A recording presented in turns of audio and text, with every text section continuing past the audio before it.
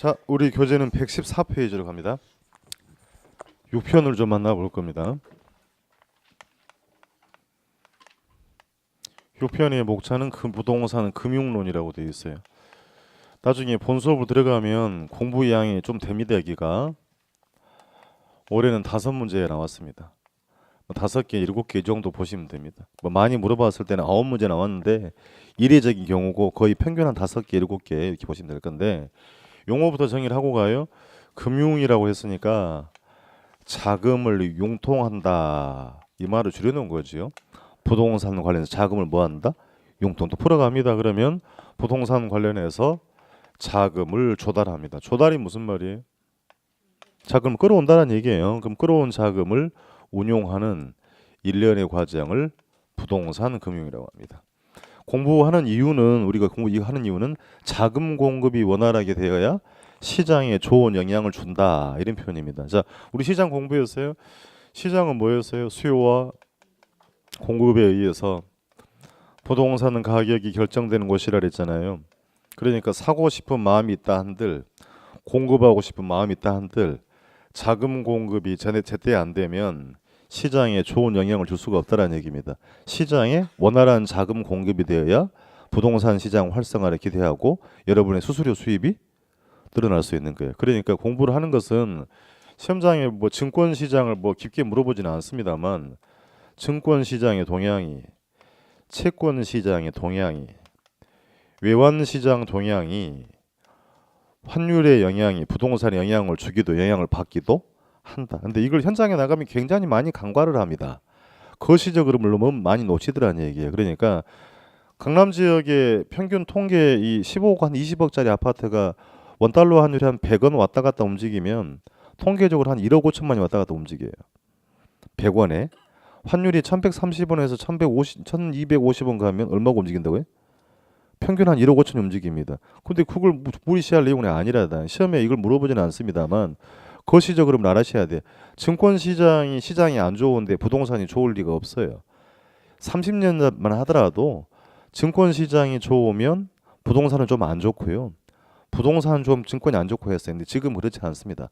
전부 다 금융 매개체로 움직이기 때문에, 돈이 부동산을 움직이기 때문에 자금이 원활하게 들어와야, 다시 다 날려버려도 외국에서 자금이 많이 들어와야, 달러가 국내에 많이 공급이 돼야, 환율이 안정이 되어야 좋은 부동산 시장을 기대를 해볼 수가 있다라는 겁니다. 그러니까 이 부동산 가격이 크게 올랐을 때는 대개 원달러 환율이 800원, 900원대, 이때가 되면 주가도 상당 부분, 부동산 가격도 꼭지, 반대로 원달러 환율이 1600원 넘어가 버리게 되면 부동산 폭락, 주가 폭락, 채권 폭락, 전부 똑같다는 겁니다. 그러니까 그 상황이 또 언제 발생할지 모르기 때문에 시험에 이런 걸 묻지는 않더라도 현장에 나가시거든 공부를 할 게 많을 거예요. 그러니까 관심 좀 둘 필요가 있지 않느냐라는 얘기입니다. 그런 취지로 이제 공부가 들어갈 거예요. 자, 그러면 이제 공부할 내용은 크게 3가지입니다. 쓰실 건 없고, 주택금융이라는 걸 하나 만나게 되고요. 여기에 대비되는 개발금융이라는 게 있습니다. 또 하나는 용어의 정리예요. 자, 우리 부동산은 담보대출이 가능하죠. 담보가치의 안정성 인정이 되는 거니까 담보금융이라고 합니다. 혹은 저당금융의 기능을 가지고 있다, 이렇게 한번 물어봤어요. 담보대출이 가능하다. 그럼 담보금융은 부동산을 사거나 팔기 위해서 하는 금융은 아닌 거고요. 부동산을 수단으로 해서, 매개체로 해서 하는 금융을 말합니다. 이렇게 용어 한번 물어봤던 거고, 그럼 개발금융은 다음 주에 볼 건데, 개발업자, 공급자가 자금을 조달하는 방법이라고 합니다. 그러면 전통적인 표현으로 건설업자가 대출을 받는 것을 건축대부라고 하는데, 이게 물어볼 게 없어요. 그러니까 얘는 시험 대상이, 해당 사항이 전혀 없고, 그럼 상장된 회사는 뭡니까? 증권거래에서 주식이 거래되는 회사, 관련 법에 따라서 주식 발행을 할 수도 있고 채권 발행을 통해서도 자금을 조달할 수 있다. 그러면 주식을 발행하였던 것은 발행회사의 자기 자본이게 되기 때문에 지분금융기법이다, 이렇게 표현하고, 채권을 발행했다는 얘기는 투자자에게 뭘 줘야 돼요? 이자, 나중에 원금을 상환해야 됩니다. 상환해야 할 의무가 있는 경우에요. 타인 자본 끌어와서 반대급부, 대가를 지불하는 거 뭐라고 한다? 부채금융이다. 그러니까 채권 발행한 것은 부채금융기법이라고 합니다. 여러분이 은행 가서 차입을 한 것은 돈 빌려왔다는 얘기잖아요. 그럼 이자 원금 상환할 의무가 있죠. 그런 경우는 뭐라고 한다? 부채금융이다. 올해 시험은 이걸 물어봤어요. 섞어놓고 다음 중 지분금융에 해당하는 방법 이렇게 물어본 거니까 기본 용어를 아셔야 됩니다. 주식 발행을 통해 조달한 자금 회사에 자기 자본이 되었으니까 뭐라고 쓰고 지분금융. 차입하거나 채권 발행한 것은 이자를 상환해야 할 의무가 있죠. 타인 자본을 발행하는 거 뭐라고 한다? 부채금융이 되겠어요. 이렇게 기본 용어만 정리하고 물론 이것 말고도 많이 있긴 합니다만 큰 틀을 정리했던 거고요. 주택금융을 정의합니다. 주택금융은 주택 소비금융이다라고 합니다. 주택을 소비하기 위해 주택을 구입하기 위해 자금을 조달하고 운용하는 것인데 그럼 어떤 방법이 있어요? 주택을 사기 위해서 여러분 생활 속에 있는 거잖아요. 저축도 있고 뭐 또 있다. 대출. 그럼 저축도 이제 오래전에 물어본 적이 있어요. 주택 청약 종합 저축이라고는 다 들어본 적은 있을 겁니다. 그죠? 딱 한 번 물어봤어요. 11년 전에. 그리고 물어볼 게 없어. 얘는 시험 대상 아니고 전부 다 뭐다? 대출이다. 그럼 이거 물어봅시다. 그럼 주택을 구입하기 위해서는 금리를 높게 해줘야 돼? 낮게 해줘야 돼요? 낮게. 낮은 금리로 합니다. 그럼 고정금리로 변동금리로? 변동금리로 대출해주면 금리가 오를 때 리스크가 커져버리죠. 고정금리입니다. 고정금리로 해주고 용자를 이용하실 때는 일시금 대출 해줘야 돼요? 분할 대출 해줘야 돼? 목돈 들어가잖아요. 분할 대출? 일시금 대출. 한꺼번에 목돈 대출하고요. 그럼 상환은 어떻게? 분할 상환. 그 말이 하고 싶었던 거죠? 예. 장기로 분할 상환을 유도합니다. 이게 이제 기본 표현이 되는 건데 그럼 가만히 따져 볼게요. 은행 자체적으로 낮은 금리, 고정금리로 장기 대출을 해주는 경우는 거의 없습니다. 은행은 이자를 먹고 살아야 되잖아요. 그러니까 지금 보고 계신 것들은 정부 주도해야 하는 정책적인 특수금융이라고 해요. 우리가 공부하는 주택금융은 정부 주도하에 무슨 금융이다? 특수금융이다. 이렇게 해줘야 매기 금리 이자 부담 적고 상환 부담을 줄여주는 거니까 주택의 수요가 뭐 할 수 있다? 증가할 수 있다. 그럼 공부하는 대로 가요. 주택의 수요가 뭐 한다? 증가. 가격 어떻게 돼요? 상승. 거래가 어떻게 돼요? 거래량도 는다. 돈이 움직이고 있단 말입니다. 자, 가격이 올랐다는 얘기는 시장에 뭐가 발생했구나. 가격이 올랐다는 얘기는 뭐가 발생했구나. 공급자에게 돈 벌 기회를 제공했는데 네 글자로 초과이윤. 그 말이 하고 싶었던 건데 안 나온 거예요. 예, 예. 자, 그럼 초과이윤이 발생했다는 얘기는 건설업자의 심장이 벌렁벌렁해진다. 그죠? 그럼 신규 공급이 이렇게 촉진이 된다고 한다면 주택금융은 이렇게 함을 통해서 전체적인 부동산 경기, 주택 경기를 조절할 수단으로도 유용하게 활용이 되고 있다는 얘기입니다. 이 지금 쓰는 표현은 기본적으로 늘 물어보는 거예요. 그러니까 일반적 금융이 아니고 뭐라는 얘기 읽으세요. 정책적인 특수금융의 성격이다라고 하는 거니까 담보대출은 그렇지가 않잖아요. 주택담보대출 상당수가 뭐고 변동금리고 그렇죠? 리스크도 크다는 얘기. 그러니까 우리가 공부하는 주택금융의 정의는 정부 주도하는 특수금융이다. 성격부터 먼저 규정을 하고 들어가는 겁니다. 자, 교재 확인할 건데요. 114페이지 개념이야. 여러분이 읽어보시는 금융으로 바로 2번 가보세요. 장황하게 써놨습니다만 여러분 시험에 물어보는 것은 2번에 가시면 동그라미 1번에서 하나 아래에서 하나 둘 세 줄 올라오세요. 세 줄 올라오시면 따라서가 보입니까? 예, 거기서부터 볼 거예요. 부동산 금융이란 부동산에 관한 금융으로 주택금융 또 뭐 있고 개발금융 그리고 부동산을 수단으로 하는 뭐가 있다. 담보금융으로 정의를 해볼 수 있다가 있는 겁니다. 2번은 두 번 물었어요. 뭐 엑스로 물어볼 질문은 아니고 부동산 금융은 부동산을 운용 대상으로 하여서 자본을 조달하는 일련의 과정이라고 볼 수 있다. 조달해서 운용하는 일련의 과정을 금융이다라고 했습니다. 참고로 보시면 되고 아래줄은 다음 페이지 갑니다. 2절로 가시면 주택금융 괄호 안에 읽어주세요. 주택 소비금융 칠판에 써드린 거 정의합니다. 주택 소비금융이란 소비자들이 주택을 구입하거나 계량을 용이하도록 목적이 있는 것으로 대부분 고정금리 동그라미 치고 저금리고 일시금 대출을 해줘야 집 살 거 아닙니까? 그럼 동그라미 치는 것은 장기 분할 동그라미 치고 원리금의 상환은 장기 분할로 행하더라.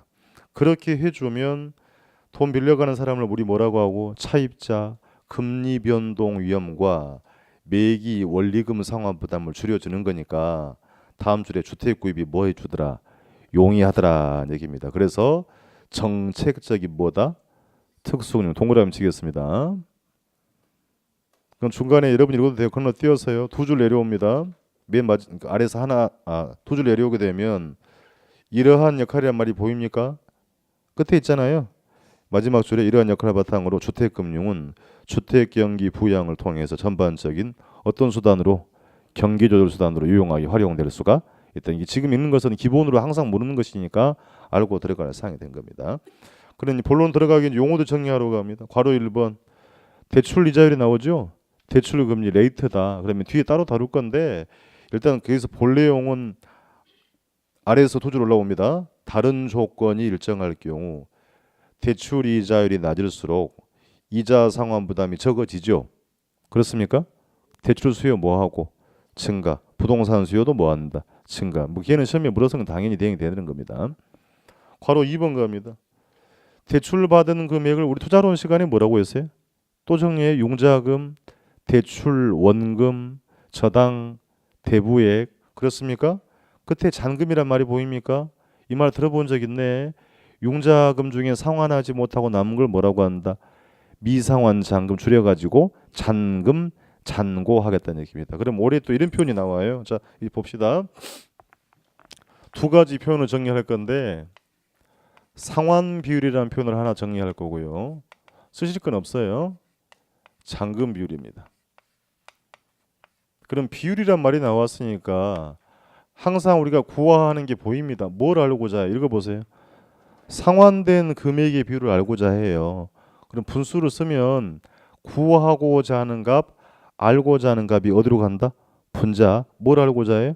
상환 금액이 뭐예요? 내가 갚은 금액이라는 얘기잖아요. 그러면 자 분자에다가 상환 금액을 쓰겠습니다.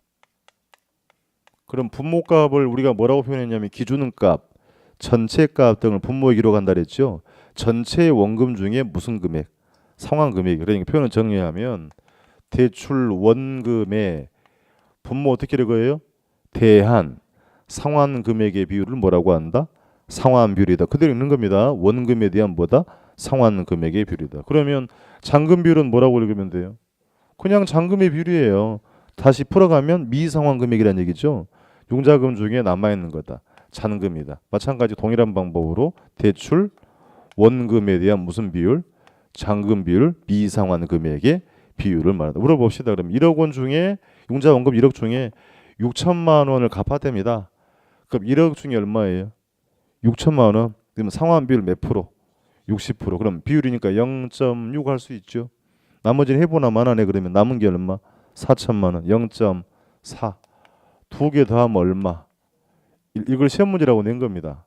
올해 뭐라고 나오냐면 상환 비율 더하기 잔금 비율 하면 0이 된다.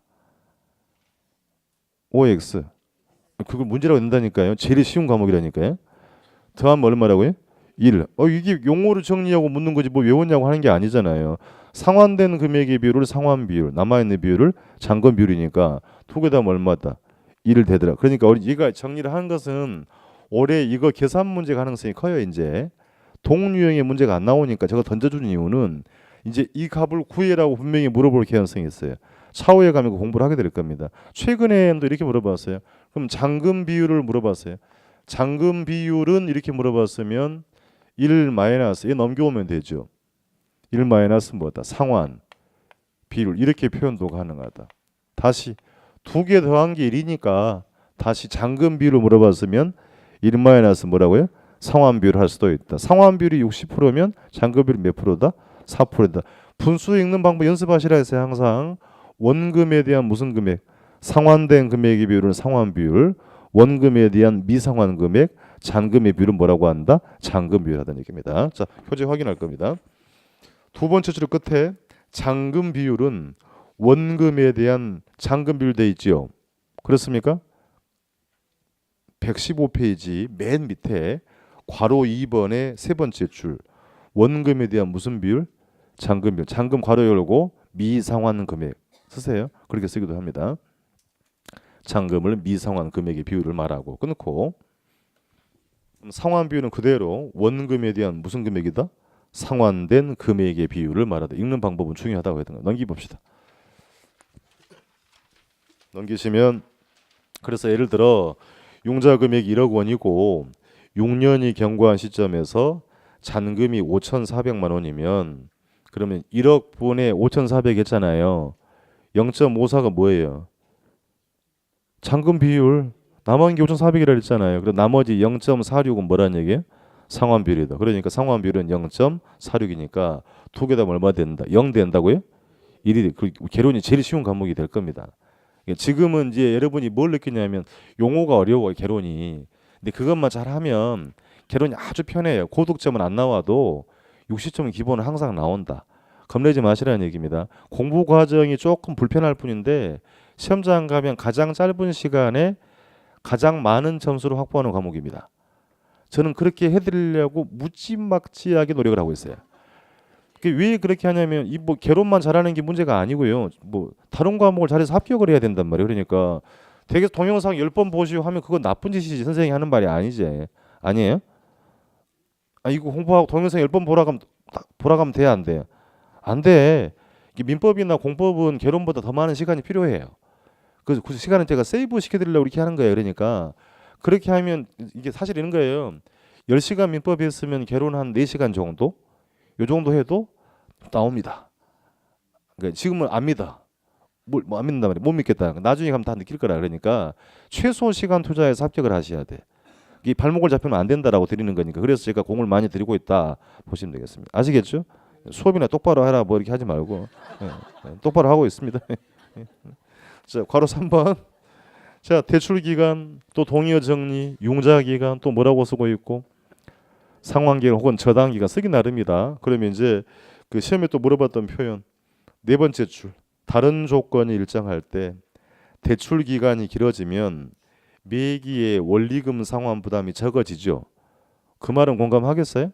분위기 안 좋으니까 융자 원금 1억인데 대출 만기가 10년짜리하고 30년짜리 어느 게 매달의 원리금 부담이 적어요? 그래요. 그럼 매기의 원리금 부담이 적죠. 상환 기간이 길어지면 매기 원리금 부담이 적어지니까 수요가 뭐한다? 증가한다는 겁니다. 자, 그래서 대출 수요는 뭐하고? 증가하고 부동산 수요도 증가한다. 이제 중요한 표현이 나옵니다. 반면에 대출 기관은 대출 기간이 길어지면 즉 만기가 긴 상품일수록 원금 회수가 더디죠. 그렇습니까? 제때 원금이 회수가 안 된다. 자금 부족 위험을 유동성 위험이라고 합니다. 동그라미 쳐셔야 돼. 이제 앞으로 그 용어가 상당수 나올 겁니다. 금융기관의 자금 부족 위험을 뭐라고 한다? 유동성 위험이라고 한 겁니다. 만기가 길수록 유동성 위험이 커진다고 합니다. 괄호 4번 다시 복습. 여러분이 매기 갚을 금액이 뭐다? 원리금. 또 괄호 안에 다시 봅니다. 부채 서비스액 저당 지불액 혹은 월부금 쓰기도 해요. 그러니까 매기 상환해야 할 원금이 잡기다. 두 번째 줄. 다시 원리금은 대출 기간 중에 원금 상환분과 이자 지급분의 합계죠. 그렇습니까? 대출 기간에게 매기 상환해야 할 금액을 뭐라고 했다? 원리금이다. 읽어볼게요. 원리금 상환액은 자 융자 조건이 달라집니다. 원리금 균등 상환이나 원금 균등 상환 방식이라면 매기 상환해야 할 금액에는 원금 이자가 다 들어가죠. 끊고 근데 원금 만기 일시 상환 방식이면 원금을 언제 갚아요? 만기 때. 중간에 안 갚아요. 그럼 중간에 뭐만 해야 돼? 이자. 그러니까 그래서 원금 만기 상환 방식은 원금을 만기에 상환하는 거니까 이자만 내야 돼. 그 이자만 내는 기간을 뭐라고 한다? 거치기간. 용어는 알아야 됩니다. 그래서 회색 박스 가셔가지고요. 거치기간 세 번째 줄. 거치기간이란 대출을 받은 후 원금을 갚지 않고 매기 뭐만 이자만 납부하는 기간이 됩니다. 그러면 이제 표현이 조금 달라지니까 그 박스 아래에서 하나, 둘, 셋, 네 줄 올라오세요. 네 줄 올라오시고 중간만큼 이 경우가 말이 보입니까? 거기 갈 거예요. 대출 기간은 거치 기간과 상환 기간은 뭐 한다? 포함한다. 쓰기 나름이니까 예를 들면 대출 기간은 20년이고 3년 거치 17년 상환이라고 돼 있죠. 그럼 3년 동안은 뭐는 내고 이자만 냈고 그럼 4년 차부터 원금 이자를 같이 갚아한다 한다. 그럼 그 경우에 거치 기간은 몇 년? 3년. 상환 기간은 몇 년? 17년. 합의어 몇 년? 20년은 대출 기간이라고 하는 거예요. 그 쓰기 나름이라 그랬어요. 거치 기간이 있는 경우하고 없는 경우는 차이가 있는 거니까. 이해되겠지요?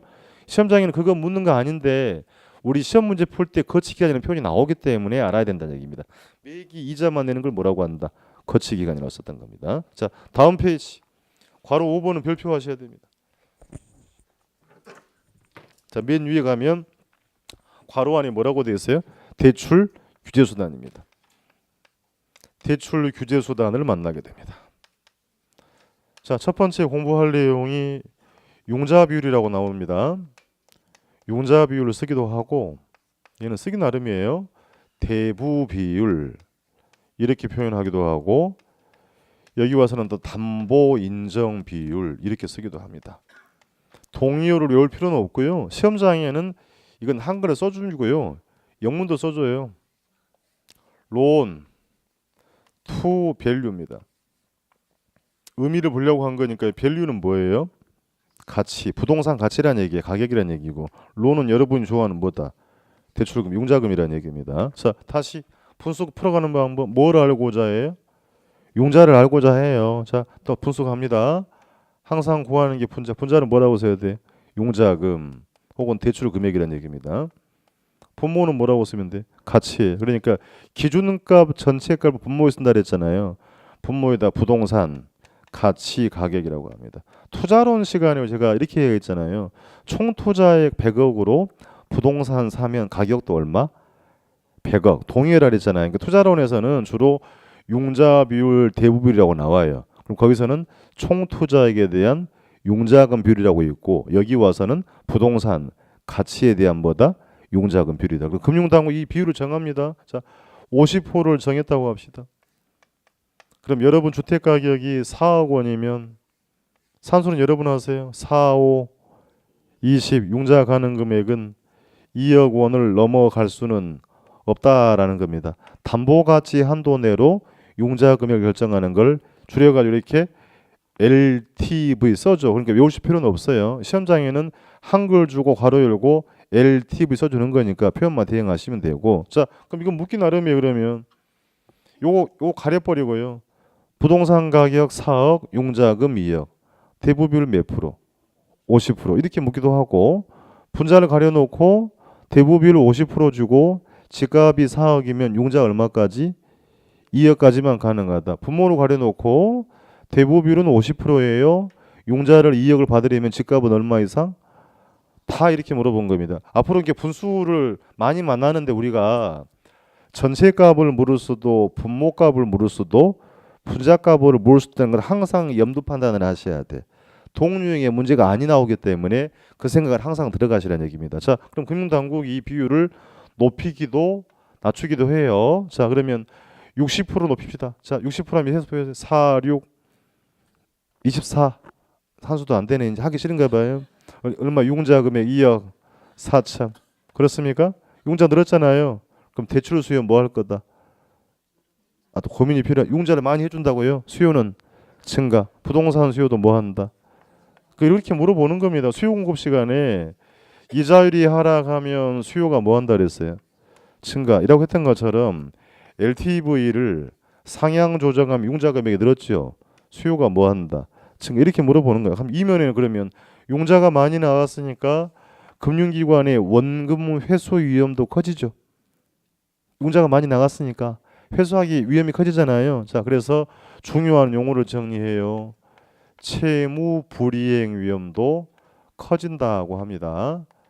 채무 불이행은 원금 이자를 상환하지 못하는 걸 말하는 거죠. 그럼 채무 불이행은 누가 하는 거예요?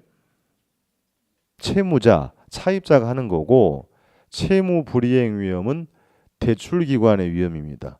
이것도 시험장에 물어본 적이 있어요. 그러니까 디폴트 한다. 채무 불이행은 누가 하고? 차입자, 채무자가 하고 채무 불이행 위험 누구 위험이다? 대출기관의 위험입니다. 다시 대부 비율을 상향 조정하면 융자 금액이 늘었지요. 채무 불이행 위험이 뭐 한다? 커진다. 그럼 대출 금리도 높아지게 된다. 이렇게 묻는 겁니다. 근데 불편하게 중간에 빼고 물어요. 담보 인정 비율을 높여주면 대출 금리 뭐 한다? 중간에 빼고 높이면 융자액이 늘어났잖아요. 그럼 대출 기간에 뭐가 커지므로? 커짐으로 금리도 뭐 한다? 높아진다. 이렇게 물었던 겁니다. 그 반대로 이걸 40%로 내리면 어떻게 돼요? 산수하세요. 44. 융자 금액 얼마? 융자액이 감소되죠. 하향하게 되면 융자 수요가 뭐 할 수 있다? 감소될 수 있다. 그러니까 어찌됐든 간에 이 LTV 표현은 개론 전범이 다 나옵니다. 그러니까 여기서도 물어보긴 하는데 용어는 필수로 해야 되는 것이니까 이 기본기 융자 비율을 쓰기도 하고 또 뭐라고 한다? 대부 비율 혹은 담보 인정 비율. 이것부터 확인하겠습니다. 괄호 안에 동의들은 다 나와요. 그래서 영문으로 보면 loan to value 레이시오는 비율이에요. 레이시오는 비율이고 줄여가지고 시험장에 LTV라 써줍니다. 너무 겁먹지는 말고 박스 안에 갑시다. 담보 인정 비율 쓰세요. 이제 담보 인정 비율은 50% 쓰세요. 회색 박스 안에 써보는 거고 분모 부동산 가치가 4억이라고 할게요.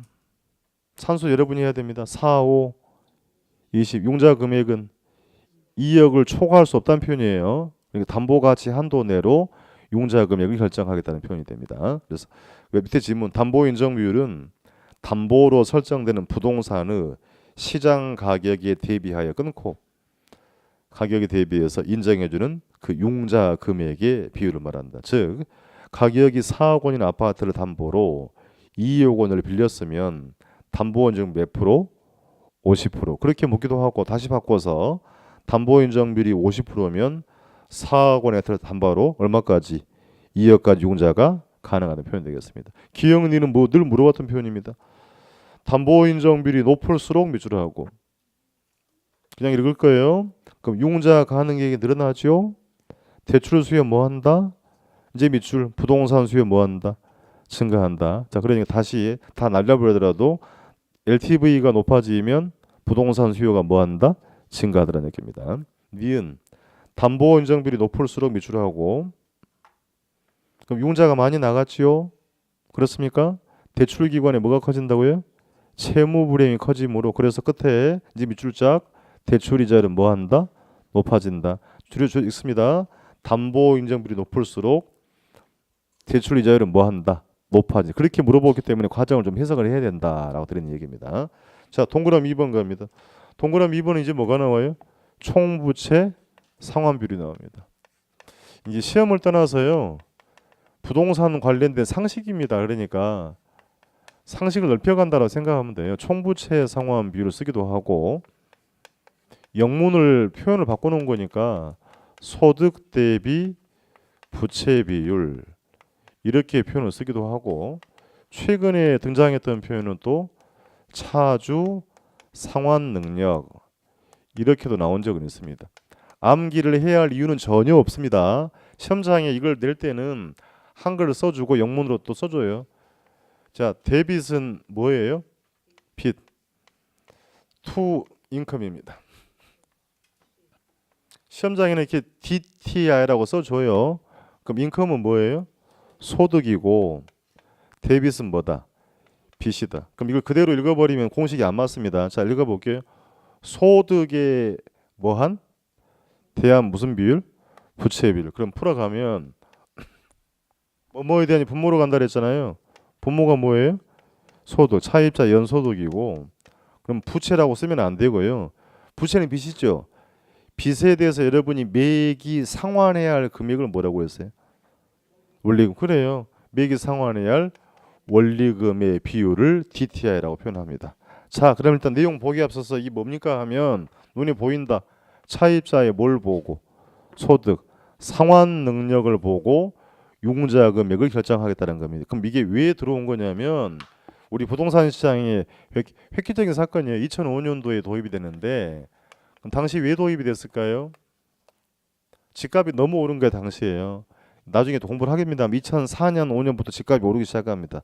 너무 많이 오르기 시작해서 투기적 수요를 억제하고자 들어옵니다. 그러니까 당시에는 요거 하기 전에는 내가 소득이 없어도 빚이 많아도 상환 능력이 안 되어도 담보부동산만 있으면 융자 받아서 부동산을 샀어요. 가능했다는 얘기입니다. 근데 너무 심하다 보니까 투기를 억제하는 목적으로 이제 빚이 많으시면 안 돼요. 상환 능력이 없으면 안 돼요. 다시 소득을 증명할 자료가 없다면 대출을 못 해준다라고 들어온 게 뭐다? DTI인 겁니다. 그렇습니까? 그러니까 이 제도를 담보대출에 적용했다라는 것은 규제를 강화한 것이다, 완화한 것이다. 강화한 거에 규제를 강화한 거라는 얘기입니다. 그러니까 상환 능력까지 보고 융자 금액을 결정을 하겠다는 표현입니다. 그럼 얘도 비율이니까요. 자, 40%를 써볼게요. 차입자의 소득이 4천만 원이라고 합시다. 산수는 여러분이에요. 이제 4, 4, 16. 그럼 분자 얼마예요? 빚으로 인해서 연간 갚을 금액이 1,600만 원을 넘어갈 수 없다는 표현입니다. 그러니까 다시 이미 기존 대출을 이용을 하고 있는데 대출을 이용해서 연간 내가 1,599만 원까지 원리금을 상환 중이라면 추가로 대출을 해줘 안 해줘? 안 해준다니 빚으로 갚을 원리금이 1,600을 넘어갈 수가 없다라는 표현이 된 거예요. 이해되시겠어요? 분위기 안 좋다. 다시 융자를 내가 받았는데 이미 받은 상태예요. 그 받은 상태 여러분이 매기 갚을 금액을 뭐라고 그랬어요? 원리금. 그 갚을 금액이 이걸 넘어갈 수가 없다는 얘기입니다. 이미 대출 받아가지고 연간 1,599만 원까지 원리금을 갚고 있는 중이라면 추가 대출을 제한한다는 게 뭐다? DTI다. 그럼 시험장에 물어보는 것은 이 원리금은 어떻게 구했어요? 지난주 공부한 화폐의 시간 가치로 하면 원리금 균등 상환 방법의 매기의 원리금은 또 기억이 없으니까 되살려서 괜찮아요. 융자 받은 금액 3,790만 원. 융자 받은 금액, 융자 기간 5년, 이자율 10%. 매기 상환해야 할 원리금은 융자금 곱하기 저당 상수. 어렴풋이나마 기억에 있죠.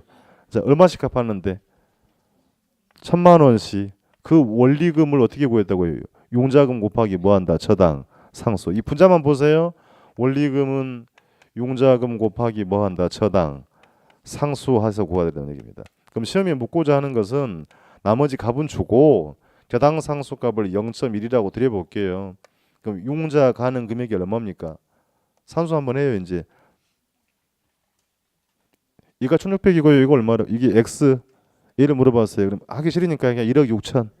10%니까 얼마? 1,600. 그러니까 네모 융자 가는 금액은 앞에 있는 1,600만 원, 1,600만 원 나누기 저당 상수 0.1을 한 거예요. 그럼 융자 금액이 얼마다? 1억 6천이라는 얘기입니다. 이해되겠어요?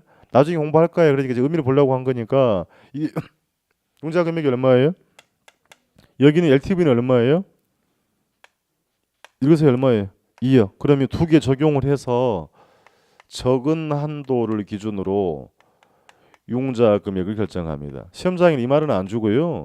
두 가지 조건을 모두 충족해야 된다라고 냅니다. LTV, DTI를 모두 충족하라는 의미가 뭐라고 읽으세요? 최대가 아니고 뭐다? 적은 한도. 그럼 얼마까지 가능하다는 얘기예요? 1억 6천까지요. 그러니까 다시 DTI가 적용이 아니 되었으면 융자 얼마까지? 이게 적용되면 얼마? 1억 6천. 그럼 기존 대출을 이용한 상태에서 이미 1억 1,600만 원 갚아가고 있대. 그럼 추가 대출 돼야 안 돼? 아예 안 되는 것입니다. 그러니까 투기적 수혜를 억제하고자 대출을 규제할 목적으로 도입을 했던 건데 그럼 이전에 정부는 이 비율을 다 높였어요. 경기부양 카드 써먹으려고요. 70% 높이면 어떻게 돼요? 70% 하면 47, 20%. 융자 금액 2억 8천. 이거 50% 해볼게요. 50% 하면 45, 2천. 요거 얼마? 2억이 되잖아요. 융자 금액이 어떻게 돼? 늘어나요. 다시 그게 LTV, DTI든 간에 비율을 높이면 융자 금액이 뭐한다? 늘어난다. 낮추면 융자 금액이 감소되는 효과가 있더라. 그러니까 이제 시험은 18회부터 나오기 시작해가지고 28회까지 딱 한 번 빼고 계속 나왔습니다. 계산 문제 70% 나왔고 그러면 이제 올해 29회는 안 물어봤어. 안 물어본 이유는 제도가 바뀌어가는 중입니다. 이 DTI 가지고는 이제 대출을 막기가 한계가 온 것 같아요. 그래서 여러분이 언론 보도에 들어봤을 거예요. 이렇게 DSR이라고 들어봤어요. 오다 가다가 들어봤을 건데 내 인생과 또 무관해 보여서 지나쳐왔다. 총체적 상환 비율이라고 하면 쓸 건 없고요. 그러면 기존의 담보대출 외에 나머지 대출을 모두 반영하겠다는 얘기예요. 신용대출, 카드론 대출, 자동차 대출 전부 다 반영, 모든 대출을 반영한다는 게 뭐다? 읽어보세요. DSR입니다. 그러니까 이게 제도가 이제 바뀌는 중에 있고 학제적으로 정리가 안 돼 있기 때문에 시험을 못 낸 거야. 그러니까 어쨌든 간에 요걸 정리하기 위해서는 기본기 뭐부터 알아야 되고 DTI부터 먼저 알아야 됩니다. 알아야 되는 거고 나중에 정리되시면 한 6, 7월 달에 가면 또 공부를 하게 될 거예요. 그러니까 뭐 그렇게 한다라도 다를 게 크게 없어요. 어차피 이거 똑같습니다. 이걸 100%라고 하면 소득이 1억이라고 할게요. 소득 1억. 100% 여기 얼마까지? 1억. 나머지 대출 전부 다 원리금 얼마? 1억을 넘어갈 수가 없다. 이런 표현이 돼. 그러니까 대출을 해준다는 얘기가 아니고 대출을 뭐 할 목적으로? 교제할 목적으로 들어온 게 뭐다? DSR이 되겠다라는 거니까. 그래서 두 가지에서 최대 한도가 아니고 뭐다? 적은 한도로 하겠다는 얘기. 계산 문제는 안 묻더라도 지문은 또 물어볼 수 있는 거니까 비율을 상향 조정해주면 융자액이 뭐 하더라? 늘어나는 효과가 있더라는 겁니다. 자, 책 확인하겠습니다. 동그라미 2번 총부채 상환 비율. 영문으로 DTI가 보이죠? 써줍니다. 시험장에. 차입자의 연소득에 비해서 매기 원리금 상환의 비율이 얼마나 되는지를 체크를 해서 대출의 부실화를 사전에 방지하고자 하는 뭐라고 되어 있어요? 규제수단입니다. 그래서 박스가 두 개 나오는데 첫 번째 박스는 의미 없고 우리 시험 준비하는 건 두 번째 박스. 총부채 상환 비율은 이제 읽어보세요. 연소득에 대한 분자는 뭐다? 원리금 상환액 비율이다. 그렇습니까? 쓰세요. 이제 원리금 분자에다가 이거 쓰고 갑니다. 원리금은 이퀄 해가지고요. 분자에다가 융자금 곱하기 저당 상수 분자값에다가 분자가 원리금 돼 있죠. 그 원리금 이퀄하고 융자금 곱하기 뭐한다? 저당 상수. 그럼 시험에 묻고자 하는 건 뭘 구하라고 한다? 융자 가능액을 구하라 한다는 얘기입니다. 그럼 이제 거기다 한번 써보세요. DTI 40% 40% 써보시고요. 그래 느낌이 좀 세드는 거니까 분모 소득은 4천만 원. 산선 여러분하고 16 연간 빚으로 갚아야 할 원리금이 1,600만 원 넘어갈 수는 없다라는 표현이 됩니다. 그래서 시험장에는 그 원리금을 구하라는 게 아니고 뭘 구하라고 한다. 융자액을 구하라는 문제가 많이 나왔던 겁니다. 자, 그렇게 보더라고 밑에 가서 기억지문 총부채 상환불 DTI는 담보대출을 이용할 때 장래 대출금을 얼마나 잘 모을 수 있는지 상환 동그라미 치고 소득 동그라미 속 따져서 한도를 정하는 것을 DTI 넘깁니다.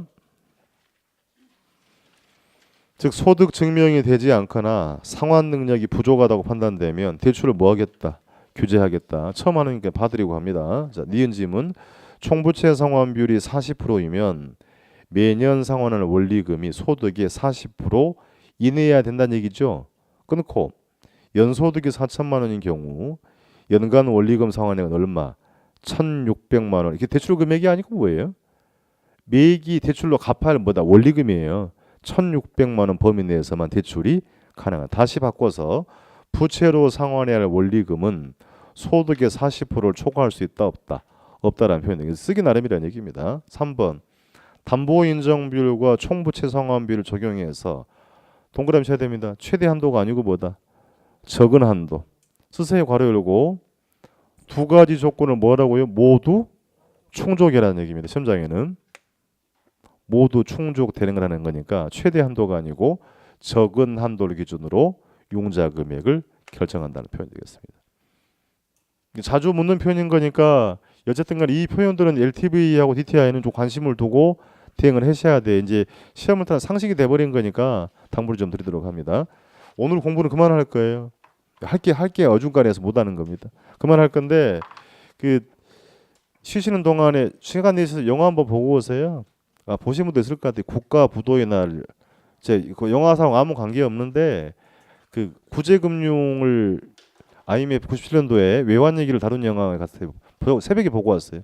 할 일이 없어가지고 12시 반에 보고 왔는데 그걸 보시는 것이 새로운 자극제가 될 겁니다. 그리고 40대 이후의 계층들은 다 직간접 경험을 했기 때문에 대충이 아는데요. 우리 젊으신 분들은 어려우니까 그 좀 보고 오시는 게 이 부동산을 접근할 때 그 리스크를 줄이는 방법이다. 거기서 자꾸 나오는 얘기는 뭐냐면요.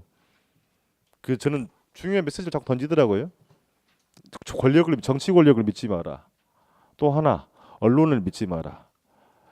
그 언론에 나온 정보가 다 아니라는 얘기예요. 왜곡된 정보도 많고 본인 그 전진 얘기가 뭐냐면 스스로 공부하고 준비해야 된다라고 이야기하는 겁니다. 당장 위기가 온다라고 하는 게 아니고요. 언젠가 또 그런 상황이 발생할 수 있어요. 그러니까 이게 이제 시험을 떠나서 여러분이 아시는 대로 환율이 뭐예요? 환율이란 이렇게 뭐 너무 또 어렵나? 그러니까 이게 환율이 뭐냐면 달러 가격입니다. 달러 가격이에요. 그럼 달러 가격이 딱 가격은 무엇과 무엇에 의해서? 수요와 공급. 현재 원달러 환율은 얼마 정도 된다 그래요? 1120원 30원. 그럼 당시에 90년대 구제금융 전에 원달러 환율이 700원대 후반, 800원대 초반. 그러면 이게 복잡한 원리를 맞지 않더라도요. 달러 가격이 많이 떨어졌다는 얘기잖아요. 그럼 달러의 공급이 많았다라는 겁니다. 외국 자본이 많이 들어와서 흥에 전부 취하했던 겁니다. 그럼 요때가 되면 경험적으로 800원대, 900원대가 되면 주가도 천정부지, 부동산도 천정부지예요. 그러면 거꾸로 생각해 봅시다. 달러를 투자 대상으로 생각하시는 분들은 달러를 아주 싸게 살 기회를 제공받은 거죠. 공감을 하겠어요? 그러면 가격이 오르면 어떻게 돼? 이게 딱 먹잇감이 된 거예요. 투기적 자본한테. 그러면 자 이게 1,600원으로 오르면 달러 사신 분들은 대박을 터뜨린 거죠. 그러면 800원대 외국 자본을 빌려온 분들은 원금을 2배를 물어줘야 돼. 이게 외환위기에 단 거 없어요. 복잡한 다 빼버리더라도 그러니까 내가 2배를 물어줘야 되는 돈이 없으니까 어떻게 돼? 부동산도 팔아, 주식도 팔아, 전부 다 팔 수밖에 없는 상황이 된 겁니다. 그러니까 환율이 시험에 안 물어보나 우리 20, 30년 사이에 원달러 환율이 800원, 900원 대는 주가 천정부지, 부동산 천정부지 모두 흥에 취해 있습니다. 그러는 순간 위기가 온다는 얘기예요. 그러면 환율이 이렇게 1,600원대 넘어가면 어떻게 돼요? 또 이제 요때 가면 주가가 똥값, 부동산 똥값이 된 겁니다. 그래서 시험장에 그걸 안 물어보나 현장에 나가면 너무 간과를 해. 이 거시적 흐름을 놓쳐버리기 때문에 사는 게 문제가 아니라 못 판단 말입니다. 그러니까 이제 이런 상황이 또 올 수도 있어요. 그러니까 꼭 이렇게 800원, 1,600원 상황이 안 오더라도 환율 자체가 굉장히 중요한 의미를 갖는다라고 하는 것이니까 시험에 묻지는 않습니다만 젊으신 분들 좀 관심을 둬야 됩니다. 경험을 안 해봤으니까 어려운 얘기다. 그러니까 40대 이상은 다 경험을 해봤으니까 그 흐름은 아는 건데 문제는 이 상황이 또 2008년도에 금융위기 때 비슷하게 발생해요. 당시에 2007년도에 따지면 2007년도에 원달러 환율은 900원대 초반, 800원대 후반, 주가 천정부지. 그렇습니까? 거꾸로 다시 달러 투자 대상이 된 거예요. 또 달러까지 얼마까지 올랐어요? 금융위기 때 1,600원대까지. 외국 자본 빌려온 분들, 엔화 대출을 이용하신 분들, 달러화 대출 이용하시면 또 쪽박을 차게 됩니다. 그러니까 이게 사이클은 반복이 되는데 항상 당하는 분이 있다는 얘기예요. 그러니까 가격을 항상 어디로 읽어보세요.